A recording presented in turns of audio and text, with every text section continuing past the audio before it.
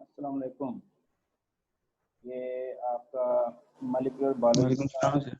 Lecture number 4 है। इसमें थोड़ा सा जो टॉपिक है वो पिछले टॉपिक में मैं कुछ जो पॉइंट रह गए थे, टाइम खत्म हो गया था, तो उसको ज़रा डिस्कस करके फिर हम आज का जो मेन टॉपिक है उस पर आएंगे।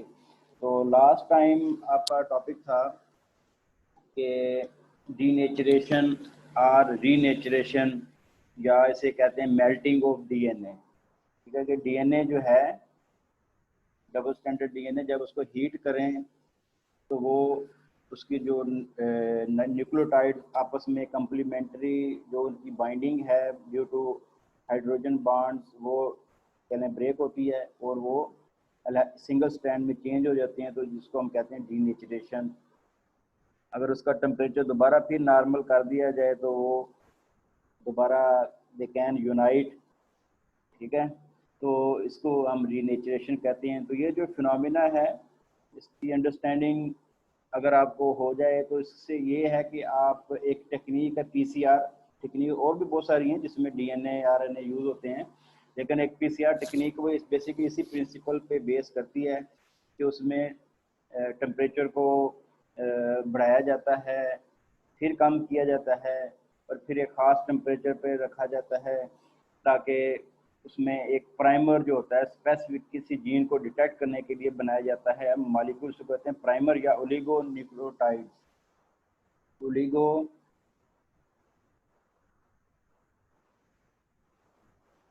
ओलिगो न्यूक्लियोटाइड ये स्क्रीन पे आपको नज़र आ रहा है, जो कि मोस्टली कह लें अप टू 40 बेसिस हो सकता है, लेकिन वेरिएशन है, कुछ स्पेसिफिक नहीं है कि 20 से 40 भी हो सकता है।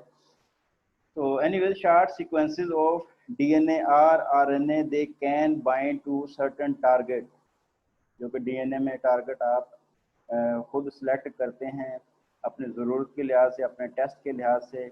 तो वो जो DNA या RNA का जो शार्ट मॉलिक्यूल है वो अपने टारगेट पे बाइंड उसी वक्त करेगा जब उसके जो न्यूक्लियोटाइड्स हैं वो एग्जैक्टली मैच करते हों अपने टारगेट से, और वो मैचिंग कैसे, कंप्लीमेंट्री। सही है। तो ऐसे जो शार्ट सीक्वेंसेस हैं उनको एक या तो हम कहते हैं ओलिगोन्यूक्लियोटाइड या उनको हम प्रोब भी कहते हैं। तो प्रोब और न्यूक्लियोटाइड में बेसिक फर्क सिर्फ इतना ही होता है कि probe they are generally longer in length, और न्यूक्लियोटाइड जो होते हैं ओलिगोन्यूक्लियोटाइड या primer they are relatively shorter in length. तो बाकी ये है कि प्रोब जो होते हैं उनको किसी न किसी स्टेन से लेबल भी किया जा सकता है, फ्लोरिसेंट स्टेन से भी लेबल किया जा सकता है, या रेडियो एक्टिविटी कुछ सब्सटेंसेस करते हैं तो उन रेडियो एक्टिव सब्सटेंसेस से भी लेबल किया जा सकता है। मकसद सिर्फ ये होता है कि ताकि जब वो प्रो अपने टारगेट पे बाइंड कर जाए तो एक ख़ास सिग्नल जनरेट होता है जो कि पीसीआर सिस्टम में वो उसको डिटेक्ट करने की एबिलिटी होती है। जैसे क्वांटिटेटिव पीसीआर होता है उसमें वो सिग्नल डिटेक्ट हो जाता है, उससे पता चलता है कि ये टारगेट जो है टारगेट पे प्राइमर जाके लग गया है। तो ये उसकी एप्लीकेशन है जिसको समझाने के लिए मैंने लास्ट टाइम भी आपको कुछ ये जो लास्ट पैराग्राफ है मेरे ख्याल में इसको मैंने कवर किया था, लेकिन जल्दी मैं ज़रा डिटेल नहीं बता सका इसकी, तो वो मैं आपको अब रिपीट कर रहा हूँ कि भी डीएनए को डीनेचर करते हैं एक स्टेप पे, डीएनए सिंगल स्टैंड हो जाता है, फिर उसमें प्रोब मॉलिक्यूल उसी पीसीआर मिक्सचर में मौजूद होता है, वो अपने टारगेट से बाइंड करता है। जब बाइंडिंग हो जाती है उसके लिए ख़ास टाइम दिया जाता है। उसके बाद उसको फिर अगर पीसीआर टेक्निक है तो बाइंडिंग के बाद उसमें डिफरेंट एंजाइम ऐड होते हैं जिससे डीएनए पॉलीमरेज कहते हैं, तो वो डीएनए की सिंथेसिस स्टार्ट करता है उस जगह से जहाँ पर प्राइमर या ओलिगोन्यूक्लियोटाइड बाइंड हो गया होता है। तो ये जो मैं बातें बता रहा हूँ ये पीसीआर टेक्निक की हैं जो कि आगे चल के आएगा, इसलिए हम उधर ही पढ़ेंगे इस टॉपिक को, लेकिन यहाँ ज़रा थोड़ा सा बताना मकसद ये था कि डीनेचरेशन और रीनेचरेशन या मेल्टिंग का फ़ायदा क्या है, इसकी यूज़ क्या है, ये इसको हम क्यों इतना पढ़ रहे हैं। तो वो ये है कि इसकी एप्लीकेशन है इन एक टेक्निक है पीसीआर, दूसरी टेक्निक उसको कहते हैं डीएनए हाइब्रिडाइजेशन, कि आप एक ख़ास सीक्वेंस आपको पता है और उसकी मदद से आप अपना टारगेट सीक्वेंस जो है वो आइडेंटिफाई कर सकते हैं किसी भी सैंपल से डीएनए एक्सट्रैक्ट करके।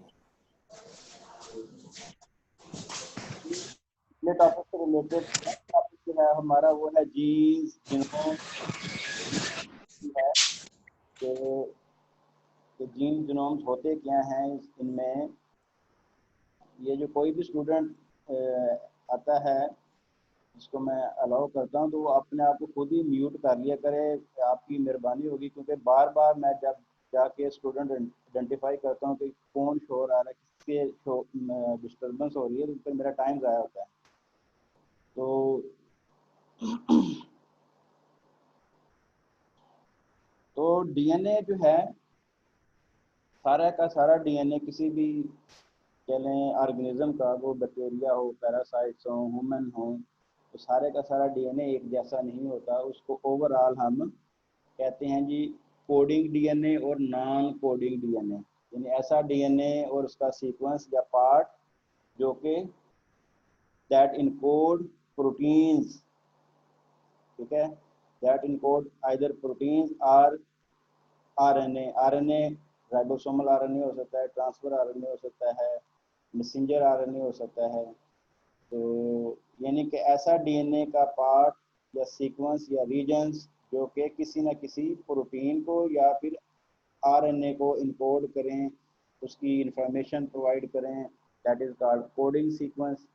और वो डीएनए का पार्ट जो कि जिसका कोडिंग करने में रोल नहीं है, उनका और फंक्शन है, वो हाँ कोडिंग करने में हेल्प कर सकते हैं किसी न किसी तरीके से, लेकिन डायरेक्टली उनका सीक्वेंस जो है वो प्रोटीन की एक्सप्रेशन या आरएनए का जो पार्ट होता है उसको इनकोड नहीं करता, तो उसको हम कहते हैं नॉन कोडिंग डीएनए।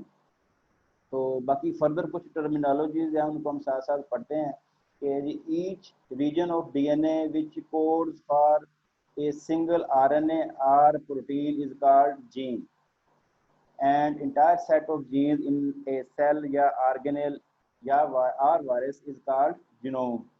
जीन से जीनोम यानी तमाम जीन का जो कम्बिनेशन हो जाएगा दैट इज कॉल्ड जीनोम। तो डेफिनेशन बेसिक यही है कि any part of the DNA which can encode RNA और protein that is called gene.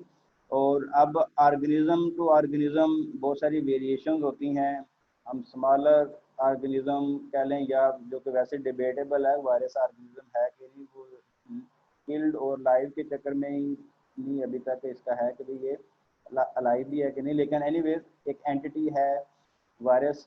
तो उससे लेकर बड़े से बड़े ह्यूमन तक जो ऑर्गेनिज्म हैं उनमें बहुत सारी वेरिएशन हैं। और एक मेजर वेरिएशन क्या है कि ऑर्गेनेल्स हैं प्रोकैरियोट्स के अंदर, फंजाई में भी हैं, और जो अदर यूकैरियोटिक सेल हैं, प्लांट हैं, एनिमल हैं, तो उनके सेल के अंदर ऑर्गेनेल्स भी होते हैं, जैसे प्लास्टिड्स हैं प्लांट के अंदर और माइटोकॉन्ड्रिया होते हैं, दोनों में होते हैं। तो माइटोकॉन्ड्रिया प्लास्टिड वगैरह जो होते हैं उनको हम कहते हैं ऑर्गेनल। ये ऐसे ऑर्गेनल हैं जिनके अंदर भी अपना एक जीनोम होता है, ठीक है, उनके अंदर भी एक खास उनका डीएनए होता है। तो ये ज़रा डिफरेंसेस हैं, इसीलिए इधर वर्ड ऑर्गेनल यूज हुआ है। अदरवाइज सेल जो भी है उसका अंदर एक न्यूक्लियस है, अगर कहते हैं यूकैरियोटिक सेल है तो न्यूक्लियस होगा, अगर प्रोकैरियोट हैं तो वो सिंगल सेल के अंदर उसके किसी न किसी एक खास रीजन में क्रोमोसोम उसका होगा, बैक्टीरिया यानी उसका क्रोमोसोम होगा। तो ये कहने का मकसद क्या है कि डीएनए जो है किसी भी ऑर्गेनिज्म का, और उस डीएनए के अंदर जो भी जीन जीन से कहते हैं कि वो पार्ट जो कि प्रोटीन या आरएनए को एनकोड करे, और ओवरऑल कम्बिनेशन तमाम डीएनए चाहे वो ऑर्गेनल में हो, न्यूक्लियस में हो या फ्री सेलुलर एक्स्ट्रा सेलुलर हो, उसको हम कहते हैं जीनोम कम्बिनेशन, ठीक है। Cells and organelles can contain more than one copy of their genome. ये इसमें अब एक बात तो वही होगी जैसे मैंने बता दिया कि भाई एक ऑर्गेनिज्म के न्यूक्लियस के अंदर भी होगा उसका डीएनए या क्रोमोसोम, और कुछ के माइटोकॉन्ड्रिया में भी होगा, ठीक है। अगर बैक्टीरिया की एग्जांपल ले लें तो उसमें एक तो क्रोमोसोम होता है, सिंगल सर्कुलर क्रोमोसोम। उसके अलावा जो है वो उसका प्लाज्मिड होते हैं। अब हर बैक्टीरिया के अंदर प्लाज्मिड तो नहीं होते, लेकिन जो भी बैक्टीरिया जिनके अंदर होते हैं वो डिफरेंट कापी नंबर होती है। प्लाज्मिड के बारे में कहते हैं जैसे कि ये लो कापी नंबर है या हाई कापी नंबर प्लाज्मिड है। तो लो कापी का मतलब से कि 1 से लेकर 5 तक प्लाज्मिड के जो है वो यूनिट्स उसके अंदर होंगे, और हाई कापी नंबर में भी 50, 100, 300 ऐसे। तो लो कापी नंबर और हाई कापी नंबर। तो कहने ओवरऑल एक टर्म बोली जाती है कि genome might be single copy और मल्टीपल कापी। वो ऑर्गेनिज्म टू ऑर्गेनिज्म वेरी करता है। तो जैसे जैसे आप पढ़ेंगे वायरोलॉजी पढ़ेंगे तो उसमें आप देखेंगे क्या डिफरेंसेस हैं, बैक्टीरियोलॉजी में देखेंगे क्या डिफरेंसेस हैं। तो ये जनरल मैं कंसेप्ट बता रहा हूँ। फिर कहते हैं कि genomic DNA from nearly all prokaryotic and eukaryotic organisms is also complexed with proteins and is called chromosomal DNA। आपने बायोलॉजी में पढ़ के आए होंगे कि डीएनए जो है वो सच नेकेड नहीं होता, ठीक है, उसके साथ कुछ ना कुछ प्रोटीन्स अटैच्ड होती हैं। तो प्रोटीन प्लस डीएनए जो है वो फिर उसके लिए एक वर्ड बोलते हैं क्रोमोसोमल डीएनए, यानी क्रोमोसोम की फॉर्म में होता है डीएनए। तो जो कि डीएनए डेफिनेटली डीएनए की प्रोटेक्शन के लिए प्रोटीन होती हैं। तो ह्यूमन के केस में वो प्रोटीन हिस्टोन एक कॉम्बिनेशन बन जाता है, वो हिस्टोन प्रोटीन कहते हैं। वायरस है तो उसको जो प्रोटीन उसको कहते हैं कैप्सिड प्रोटीन, यानी वो प्रोटीन जिन्होंने वायरस के आरएनए या डीएनए को इनगल्फ किया होता है या उसको रैप अप किया होता है, ठीक है। तो DNA is complex with protein and structure is called chromosome या क्रोमोसोमल डीएनए। फिर each gene is located at a particular position along the chromosome or DNA and that position is called locus। यानी कि वो position DNA के ऊपर जहाँ पर कोई जीन वो खास सीक्वेंस ऑफ डीएनए जो लोकेटेड होता है उसको उस खास पोजीशन को लोकस कहते हैं। तो हमारे केस में हम जहाँ रहते हैं वो हमारा लोकस है। तो हमें वो एक एरिया ऑक्यूपाई किया हुआ है। तो इसी तरह जीन ने जो एरिया ऑक्यूपाई किया हुआ है डीएनए में या क्रोमोसोम में, that is called locus. Single उसकी प्लूरल इसकी लोसाई कहते हैं, सिंगल लोकस कहते हैं। फिर while particular form of the gene is termed as allele, या इसको आपने पढ़ा होगा alternative form of a gene is called allele. यानी कि जीन और अलील एक ही चीज़ होती है, लेकिन फ़र्क क्या है कि अगेन ये ऑर्गेनिज्म टू ऑर्गेनिज्म वेरिएशन है। अगर हम बैक्टीरिया की बात करें तो मोस्टली जो जीन होते हैं वो दे आर सिंगल। किसी भी फंक्शन के लिए जो जीन है या किसी प्रोटीन के लिए जो जीन है they are single mostly. Ribosomal जो आरएनए उसके लिए दो कापियाँ होती हैं बैक्टीरिया के अंदर। अगर ह्यूमन में आ जाएं तो ह्यूमन में हर जीन की मल्टीपल कापीज होती हैं। और एक तो वैसे ही कि 2 क्रोमोसोम होते हैं ना, पेयर पेयर होता है ना, हमारे 46 क्रोमोसोम है, लेकिन दे आर इन 23 पेयर्स, यानी दोनों पेयर आपस में होमोलोगस होते हैं या एक जैसे ही होते हैं दोनों। तो जब वो गमीट फॉर्मेशन होती है तो एक क्रोमोसोम सेपरेट होकर दूसरे एक सेल में चला जाता है, दूसरा दूसरे में चला जाता है, जिसे हम कहते हैं अप्लाइड सेल या डिप्लॉयड सेल। तो डिप्लॉयड सेल वो जिसके अंदर डबल यानी कि जो नॉर्मल क्रोमोसोम नंबर होता है, डिप्लॉयड जिसके अंदर हाफ हो जाता है। तो कहने का मकसद है कि हर क्रोमोसोम के खास रीजन पे, किसी न किसी रीजन पे एक खास जीन होगा और उसी की एक और कापी उसके जो साथ वाला क्रोमोसोम है उस पर होगा। तो वो अब ये जो 2 जीन हैं, तो एक को तो हम जीन कहते हैं और जो उसका दूसरा कह ले भाई है या बहन है जो भी कह रहे हैं उसको, that is called allele. Simple term क्या है, alternative form of a gene is called allele, ठीक है। तो वो ऑर्गेनिज्म जिनमें जीन तो बेसिकली एक ही है, लेकिन क्या होता है कि जेनेटिक वेरिएशन की वजह से हर ऑर्गेनिज्म डिफरेंट एनवायरनमेंट को एक्सपोज होता है, तो उसके अंदर वेरिएशन आती हैं, जीन के अंदर म्यूटेशन आ जाती हैं। तो वक्त के साथ साथ जब म्यूटेशन बहुत सारी आ जाएं तो एक ऑर्गेनिज्म जिसे फ़र्क कर लें, हम कहते हैं कि पाकिस्तान के अंदर पाया जाता है और एक ऑस्ट्रेलिया में पाया जाता है, अमेरिका में पाया जाता है, तो उसके जीन में काफ़ी सारी वेरिएशन होंगी। तो ओवरऑल ऑर्गेनिज्म सेम है, जीन का नाम भी सेम है, लेकिन सीक्वेंस में वेरिएशन आ गई, तो अब वो हम क्या कहते हैं कि ये जो जीन है इसके जो और अल्टरनेटिव फॉर्म्स हैं दे आर कॉल्ड अलील्स। ठीक है, तो ये जस्ट मैंने आपको एग्जांपल देने की कोशिश की कि जीन और अलील में क्या फ़र्क है। बेसिकली होते दोनों सेम ही है, अलील भी जीन है, जीन अलील ही है। तो anyways in mammalian DNA each gene is present in two allelic forms which may be identical या homozygous or which may be different heterozygous form। ये अभी मैंने जैसे बताया कि मैमल्स होते हैं, यूकैरियोट्स होते हैं, उनमें 2 क्रोमोसोम होते हैं, यानी कि पेयर ह्यूमन का देखा जाए तो 23 पेयर है, तो फर्ज हम कहें पेयर नंबर 1 की बात करें तो उसके ऊपर कोई भी जो जीन है वो डेफिनेटली उसकी 2 कापी हैं। तो वो वही बात इधर हो रही है कि in mammals there are 2 allelic forms of a gene which may be which may be identical।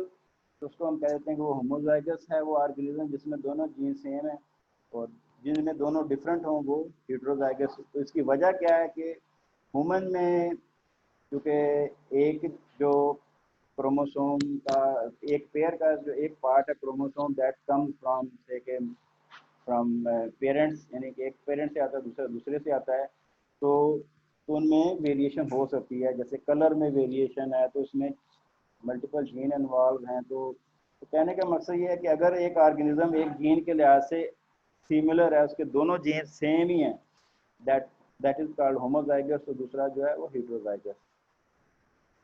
तो फिर इसमें अब आगे बात आ गई कि it is thought that there are approximately 20,000 genes in the human genome, and although not all will be expressed in a given cell at the same time। तो ये एक एस्टिमेट है, ह्यूमन जीनोम सीक्वेंस हो गए हैं तो अंदाजन कहते हैं कि 20,000 जीन्स हैं ह्यूमन में। ठीक है, तो अगर एक जीन एक प्रोटीन को इनकोड करे तो 20,000 प्रोटीन होनी चाहिए, लेकिन प्रोटीन होती बहुत ज़्यादा है। उसकी रीज़न है एक खास, वो आगे चल के हम पढ़ते हैं कि although not all will be expressed in a given cell at the same time। एक तो बात है जो हर जीन जो ज़रूरी नहीं कि हर टाइम एक्सप्रेस ही हो, वो जब ज़रूरत होगी किसी भी सेल को जिस एनवायरनमेंट में होगा, हो सकता है एक सेल जो है लिवर का वो एक खास प्रोटीन सिंथेसाइज ना करे लेकिन किडनी का वो सिंथेसाइज करता हो, लिवर है वो क्या कहते हैं नर्वस सेल है, नर्व सेल है वो एक्सप्रेस करता हो, स्किन सेल, स्किन में जो सेल पाए जाते हैं या और सेल हैं उनमें they are all expose to different environment. तो उनमें जो जीन एक्सप्रेशन है वो डिफरेंट होगी, तो नंबर ऑफ प्रोटीन भी डिफरेंट होंगी। तो ये जस्ट एक आइडिया है कि जीन्स बेशक 20,000 के करीब हैं लेकिन प्रोटीन्स दे कैन वेरी। उसकी रीज़न क्या है कि various processing events occurs such as alternative splicing और RNA editing which can increase the number of actual proteins found in the cell in relation to the number of genes to nearly 1 million। तो कहने का मकसद है कि jeans 20,000 लेकिन रफली जो प्रोटीन 1 मिलियन के करीब।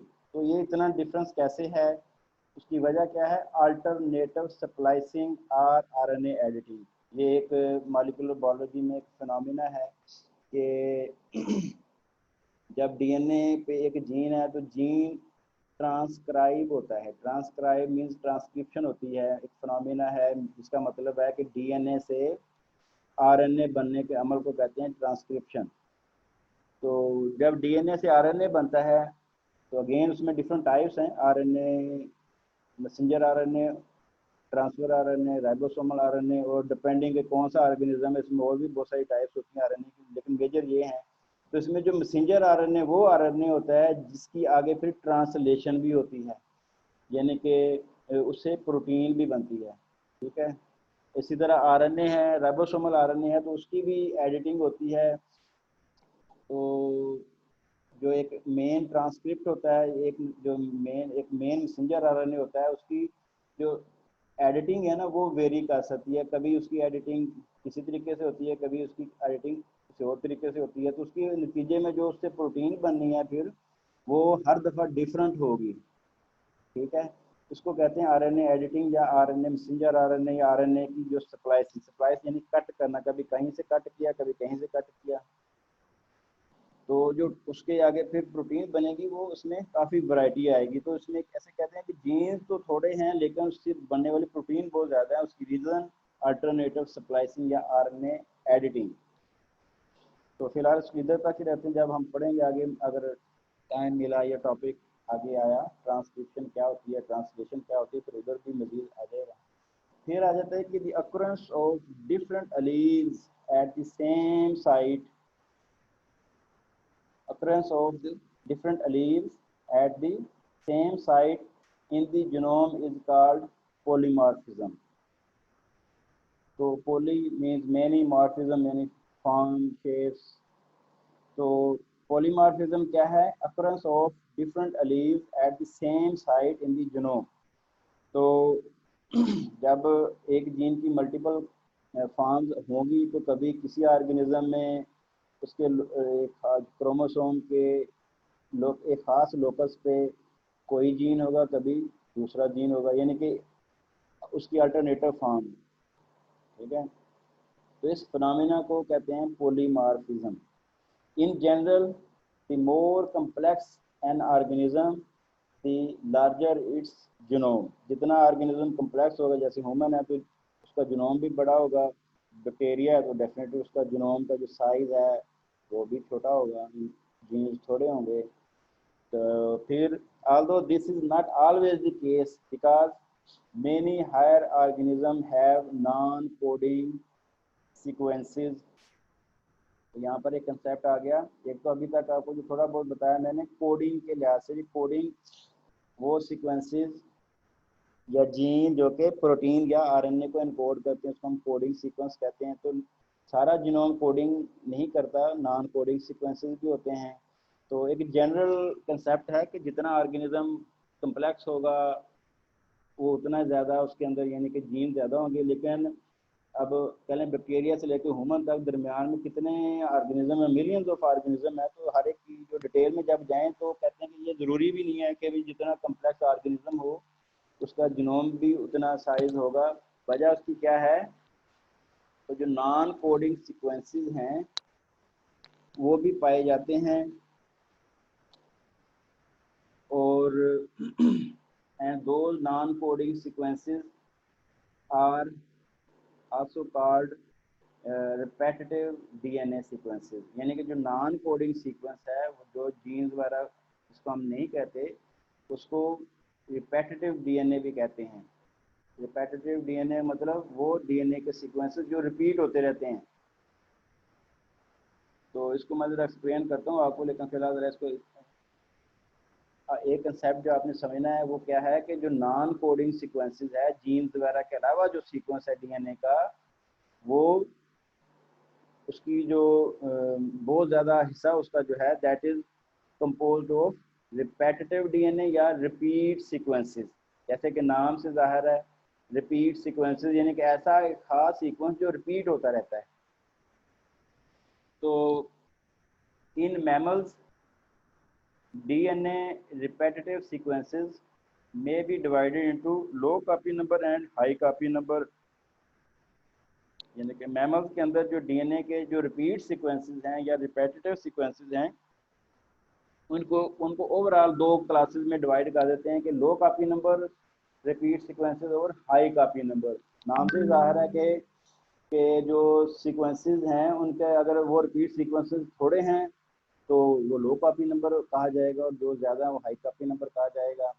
द लेटर यानी कि जो high copy number DNA repeat sequences हैं they are composed of repeat sequences that are dispersed throughout the genome and those that are clustered together. यानी कि हाई कॉपी नंबर जो repeat sequences हैं उनके आगे फर्दर दो types हैं, एक वो जो डिस्पर्स्ड हैं थ्रू आउट द जीनोम और दूसरा जो इकट्ठे हैं एक जगह पे, एक खास जगह पे पाए जाते हैं। इसकी एग्जांपल कुछ ऐसे समझ लें कि ये जो नोमैड्स होते हैं आपने देखे होंगे, खाना बदोश टाइप लोग जो कि बेचारे घरों में नहीं रहते, ऐसे झोंपड़ियाँ बना के रहते हैं। तो एक मुल्तान शहर में आप खास जगह ये होगी जिधर ये नोमैड्स बैठे होंगे। ठीक है, अगर ओवरऑल कंट्री की बात करें तो हम कह सकते हैं कि nomads are disperse throughout the country, लेकिन मुल्तान में अगर देखा जाए तो ख़ास जगह पे ही वो क्लस्टर्ड होंगे। ठीक है, तो इसी तरह रिपीट सीक्वेंसेस की, और उसमें भी हाई कॉपी नंबर जो रिपीट सीक्वेंसेस हैं, दे आर दो टाइप्स हैं, either they are disperse throughout the genome, और या फिर वो कुछ ऐसे सीक्वेंसेस हैं जो खास जगह पे पाए जाते हैं।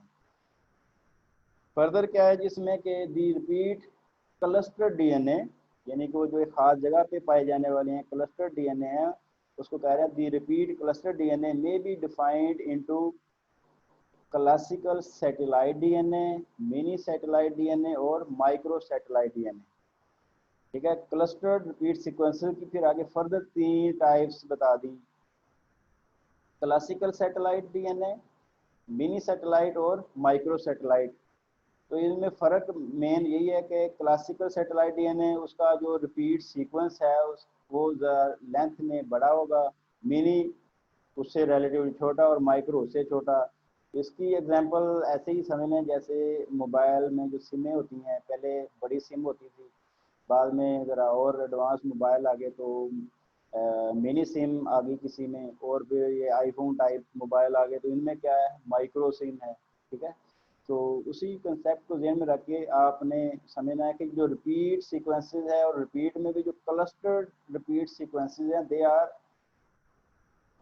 Either in the form of classical satellite DNA. Satellite सिर्फ इसलिए कह रहे हैं कि आसमान पे वैसे तो बहुत सारे प्लेनेट हैं, लेकिन उसमें जो एक सैटेलाइट हम किसको कहते हैं, हम खुद छोड़ते हैं ऐसे, ठीक है ना, तो वो एक ज़रा कह डिफरेंट नज़र आते हैं, सितारे नज़र आते हैं आसमान पे। तो इसी तरह जीनोम के अंदर इतना कुछ है, जीनोम कम्प्लेक्सिटी जैसे टॉपिक का नाम है कि इतने जीन्स हैं, तो हर एक को आइडेंटिफाई करने के लिए कुछ ना कुछ उनके कोई नाम देने पड़ेंगे, ताकि पता लगे कि ये किसकी बात हो रही है, जीन की बात हो रही है, कोडिंग डीएनए की बात हो रही है, नॉन कोडिंग की। नॉन कोडिंग में भी फर्दर फिर बड़े सॉरी रिपीट सीक्वेंसेस की बात हो रही है कि ये नॉन रिपीट सीक्वेंसेस की बात हो रही है। अगर रिपीट की बात हो रही है तो फिर बड़े बड़े रिपीट सीक्वेंसेस की हो रही है, छोटे की हो रही है, उससे भी छोटे। तो ये मैंने आपको अगर एग्जांपल देने की कोशिश की कि ये ऐसे नाम क्यों रखे गए हैं। तो इसकी एक सिग्निफिकेंस है, ये जो सैटेलाइट डीएनए है, रिपीट सीक्वेंसेस है, वो क्या है, these sequences are termed polymorphic, collectively termed polymorphism। यानी कि जो रिपीट सीक्वेंसेस हैं इनके अंदर वेरिएशन काफ़ी पाई जाती है। इंसानों के अंदर अगर हम अपनी एग्जांपल ले रहे हैं तो एक इंसान से दूसरे इंसान के जीनोम डीएनए के सीक्वेंस में अगर फ़र्क होगा तो वो किस सीक्वेंस में होगा, रिपीट सीक्वेंसेस में फ़र्क होगा। उन हमारे जो जीन्स हैं वो हो सकता है चलो अरइयों के सीक्वेंस और दूसरे कले राणे और बरादरी के सीक्वेंस में वो थोड़ा डिफरेंस हो, लेकिन ओवरऑल सिमिलर ही होंगे तकरीबन। और अगर थोड़ी बहुत वेरिएशन होगी उसकी एक खास सिग्निफिकेंस होगी, उसकी उस जो वेरिएशन है उसको हम कोरिलेट कर सकते हैं with particular habits, with particular disease और एनी अदर थिंग। लेकिन ओवरऑल इसे हम कहते हैं मॉलिक्यूलर बायोलॉजी की टर्म में कि दी जीन्स आर मोस्टली कंजर्व्ड, कि उनका सीक्वेंस जो होता है वो सिमिलर ही होता है मोर और लेस। लेकिन एक इंसान और दूसरे इंसान में डिफरेंस जो होता है सीक्वेंस का, जिसको लोग हम ये फिंगर प्रिंटिंग में यूज़ करते हैं, डीएनए फिंगर प्रिंटिंग में, जेनेटिक फिंगर प्रिंटिंग में, ये जो आजकल अपने मीडिया पे भी देखते रहते हैं कि ये आइडेंटिफाई करते हैं क्रिमिनल्स को बाय डीएनए सीक्वेंसेस। तो ये जो जिस सीक्वेंस की बेस पे वो आइडेंटिफाई करते हैं वो बेसिकली यही होते हैं सैटेलाइट डीएनए रिपीट सीक्वेंसेस। क्योंकि हर आदमी का जो रिपीट सीक्वेंस है खास रीजन का, उसमें उसके नंबर ऑफ न्यूक्लियोटाइड डिफरेंट होंगे दूसरे से। ठीक है, तो एक आदमी का वो स्पेसिफिक होगा, दूसरे का ऐसे सादा एग्जांपल ऐसे समझ लें कि जी एक आदमी की जो खास रीजन में अगर पीसीआर उसका किया जाए, उसका डीएनए एम्पलीफाई कर ली जाए, उसको फिर सीक्वेंस कर लिया जाए, तो हो सकता है उसके नंबर ऑफ रिपीट सीक्वेंसेस 500 हो उसकी लेंथ। दूसरा जो आदमी है उसको 600। अब ये जो है एक आदमी के लिए स्पेसिफिक है, वो नहीं एक आदमी में नहीं वेरी करना। तो ये हमारे ऐसे ही जैसे फिंगरप्रिंट हैं, फिंगरप्रिंट सारी ज़िंदगी नहीं हमारे बदल सकते और वो स्पेसिफिक होते हैं। तो डीएनए फिंगरप्रिंटिंग भी ऐसे ही, हर इंसान का जो रिपीट सीक्वेंसेस का जो सीक्वेंस है दैट इज स्पेसिफिक और दूसरे से वो डिफरेंट होगा। उसी की बेस पे ऐसे आइडेंटिफिकेशन भी होती हैं। तो इसीलिए repeat sequences are called polymorphic, इन उनमें वेरिएशन है, या इस फिनोमेना को कह देते हैं polymorphism. Polymorphism exist in the DNA sequences of human beings, ठीक है, and they very between individuals and they form the basis of genetic fingerprinting. तो होपफुली ये टर्म आपको समझ आ गई होगी। इसमें ये एक टेबल है, इसको ये जो इन्फॉर्मेशन इसको ज़रा समराइज करने की कोशिश की है, इसको ज़रा आपने भी ज़रा रटा लगा लें, थोड़ा बहुत इसको कंसेप्ट समझें कि रिपीट सीक्वेंसेस क्या हैं। उनको हम सैटेलाइट सीक्वेंसेस भी कहते हैं, repetitive satellite sequences found in the DNA and there characteristics. तो पहले तो टाइप्स बताइए रिपीट सीक्वेंसेस की, कि satellite DNA, mini satellite DNA, फिर माइक्रो सैटेलाइट डीएनए। तो सैटेलाइट डीएनए जो है उसमें रिपीट सीक्वेंस कितना है, 5 से लेकर 200 बेस पेयर न्यूक्लियोटाइड, या बेस पेयर भी कह देते हैं, नाइट्रोजन बेस की वजह से बेस पेयर कह देते हैं, या फिर इसको न्यूक्लियोटाइड भी कह सकते हैं। 5 से लेकर 200 तक जो रिपीट सीक्वेंस की अगर लेंथ हो उसको सैटेलाइट डीएनए कहते हैं। और ओवरऑल जीनोम के अंदर ह्यूमन की बात हो रही है मेरे ख्याल में ये, तो large repeat unit range MB, mega base pair, एक मेगा होता है 1000 बेस पेयर को मेगा, सॉरी 1000 को 10⁻⁶ जो होता है वो 1 मिलियन कह लें, 1 million base pairs, that is called mega. तो large repeat unit range usually found at centromere, तो यानी क्रोमोसोम का जो सेंट्रोमियर होता है, सेंट्रल पार्ट होता है, वहाँ पर जो डीएनए होगा उस वहाँ पर ये सैटेलाइट डीएनए मौजूद होगा। ओवरऑल उसकी लेंथ जो है वो मेगा बेस पेयर में होगी, और एक ख़ास जो कह लें सीक्वेंस है वो रिपीट सीक्वेंस जो है वो 5 से लेकर 200 तक उसकी लेंथ हो सकती है। फिर मिनी सैटेलाइट डीएनए, ये टीलोमियर जो होता है पार्ट सीक्वेंस है क्रोमोसोम का, उधर होते हैं मैक्सिमम 6, यानी कि ज़्यादा लेंथ नहीं होती है इनकी। और फिर क्या है कि they are found at the end, यानी एंड ऑफ क्रोमोसोम को ही हम टीलोमियर कहते हैं। रिपीट यूनिट में span up to 20 kilo base pair, ऊपर वाला मेगा बेस में है 10⁻⁶ बेस पेयर, लेकिन ये जो सीक्वेंस है ये मैक्सिमम जो है वो 20 किलो बेस इसकी किसी भी जीनोम के अंदर होगी उसकी लेंथ ओवरऑल। और एक खास जो रिपीट यूनिट है, यानी वो जो सीक्वेंस बार बार रिपीट हो रहा है वो उसकी मैक्सिमम लेंथ 6 होगी। और इसकी और फीचर क्या कहते हैं कि ये जी रिच होता है, जी रिच मीन्स, सॉरी जी रिच मीन्स गोआनीन, आप 4 न्यूक्लियोटाइड पढ़ के हैं, गोआनीन न्यूक्लियोटाइड इसमें काफ़ी ज़्यादा होता है, इसलिए जी रिच कह दिया उसको।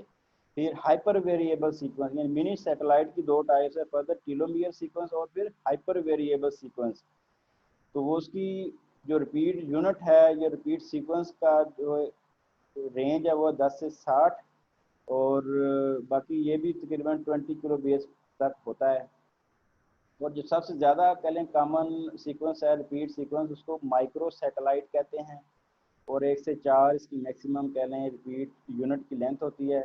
और ये क्या होते हैं, मोनो न्यूक्लियोटाइड रिपीट, यानी एक ही न्यूक्लियोटाइड होगा, जैसे फर्ज अगर ए एडिनिन है तो ए ऐसी, यानी वो चलेगा 6, 1 से लेकर 4 तक, यानी एक ही सीक्वेंस होगा, ऐसे चला जाएगा, या फिर 4 कह लें या अभी आपको मैं दिखाता हूँ 5, उधर से आपको समझ आएगी रिपीट सीक्वेंस।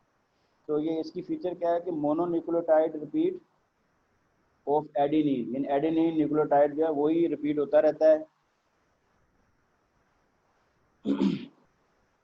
और इसको ये सी छोटा लिखना चाहिए था, इसको ये सी ए यानी कॉमन एडिनिन, इसका मतलब है सी ए इसने लिख दिया कैपिटल, सी छोटा और ए का मतलब कॉमन एडिनिन न्यूक्लियोटाइड सीक्वेंस। इसको VNTR भी कहते हैं, वेरिएबल नंबर टैंडम रिपीट।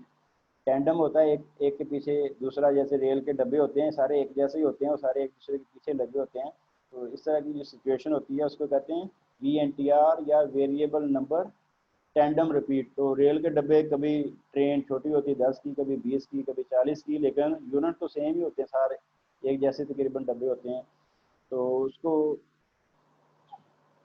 तो ओवरऑल कहने का मकसद क्या है कि माइक्रो सैटेलाइट डीएनए क्या होता है, जनरली एक ही न्यूक्लियोटाइड रिपीट हो रहा था बार बार, या फिर वो मैक्सिमम 4 तक हो सकते हैं वो, लेकिन जनरली मोनोन्यूक्लियोटाइड रिपीट होता है। तो इसमें फर्दर जब टाइम ख़त्म हो रहा है तो मैं नेक्स्ट लेक्चर में आपको एक फ़ाइल दिखा के आपको रिपीट सीक्वेंसेस तो ज़रा एक्सप्लेन करूँगा फर्दर, लेकिन आज का लेक्चर हम ज़रा इधर ही ख़त्म करते हैं। तो ये सारे स्टूडेंट जो हैं वो अपनी अटेंडेंस एलएमएस पे लगाएं, जिनके इश्यूज़ हैं कि अटेंडेंस के, तो वो आप फोकल पर्सन जो है एलएमएस के उनसे डिस्कस कर सकते हैं। मेरे पास ऐसा नहीं है कोई सिस्टम कि मैं एलएमएस में आपको ऐड कर सकूँ, तो हम सिर्फ अटेंडेंस ओपन कर सकते हैं, अटेंडेंस क्लोज कर सकते हैं, और अगर किसी का एलएमएस पे नाम ही नहीं है तो हम डेफिनेटली उसकी अटेंडेंस भी नहीं लगा सकते। तो इसलिए कई स्टूडेंट कहते रहते हैं जी मेरी अटेंडेंस व्हाट्सएप पे कर लें, तो हम किस किस की ऐसे व्हाट्सएप पे करते रहें, मेरे लिए मुश्किल हो जाता है इतने स्टूडेंट का रिकॉर्ड रखना। इसीलिए एलएमएस बनाया गया ताकि सारे आप जाके उधर अटेंडेंस लगा लें, ना कि हम एक एक का रिकॉर्ड रखेंगे जनाब इसका एलएमएस है इसका नहीं है, तो वो हम रिकॉर्ड नहीं कर सकते। तो होपफुली नेक्स्ट लेक्चर में हम इसको फर्दर कवर करेंगे।